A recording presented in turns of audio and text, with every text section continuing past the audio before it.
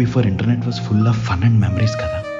ఆ రోజులన్నీ గుర్తొస్తుంటే ఎందుకింత త్వరగా పెద్దోళ్ళం అయిపోయా అనిపిస్తుంది.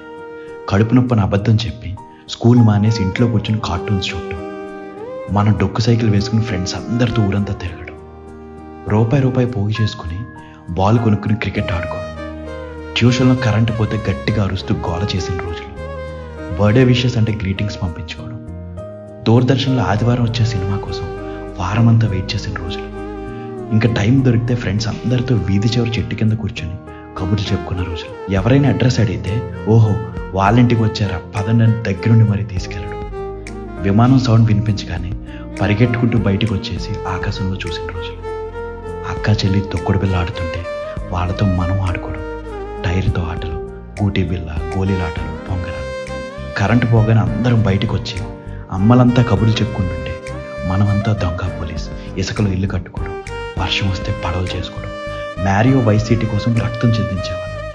ఇంకా సెలవులు వస్తే సగం రోజులు రోడ్డు మీదనో గ్రౌండ్లోనో గడిచిపోయాయి. ఇప్పుడున్న కంఫర్ట్స్ టెక్నాలజీ ఇవేం లేవు అప్పట్లో, కానీ అదేంటో 24 గంటలు ఇట్టే గడిచిపోయాయి. అందరం కూర్చుని ఒకరితో ఒకరు మనసారా మాట్లాడుకునేవాళ్ళం. ఇలా చెప్పుకుంటూ పోతే కొన్ని వేల జ్ఞాపకాలు. ఆలోచిస్తే అనిపిస్తుంది we had beautiful time and peace before the internet.